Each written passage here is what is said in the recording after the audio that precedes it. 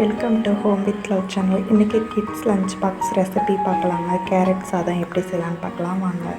அதுக்கு ஒரு கடாயை எடுத்து வச்சு கடாயில் ஆயில் விட்டு ஆயில் நல்லா காய விடுங்க.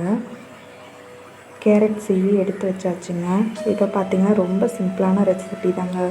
டக்குன்னு செஞ்சு கொடுத்துடலாம் பிள்ளைங்களுக்கு. 1 டேபிள் ஸ்பூன் கடுகு,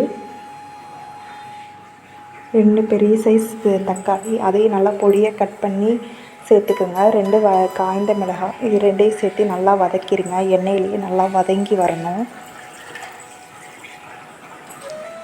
பாருங்கள், 2 நிமிஷம் நல்லா வதங்கி வந்துருச்சு. இது கூட நம்ம கேரட்டை சேர்த்துக்கலாம். பாருங்கள், நல்லா கேரட்டை சேர்த்து கேரட்டு நல்லா எண்ணெயாக நல்லா வதக்கி எடுக்கணும். இந்த ஸ்டேஜில் தேவையான அளவு நம்ம உப்பு ஆட் பண்ணி 2 நிமிஷம் மூடி வச்சு எடுக்கலாங்க. பாருங்கள், 2 நிமிஷம் ஆனதுக்கப்புறம் நல்லா வதங்கி வந்துருச்சு. இது கூட 2 டேபிள் ஸ்பூன் பெப்பர், தேவையான அளவு சாதம் போட்டு கிளறிடலாம். இது கூட முந்திரி பருப்பு கூட நீங்கள் ஆட் பண்ணலாம். பிள்ளைங்களுக்கு முந்திரி பருப்பு சாதத்தோடு வைக்க பிடிக்காதுன்னு வைக்கலைங்க. இப்போ பாருங்கள், சூப்பரான கேரட் சாதம் தயாராகிடுச்சு.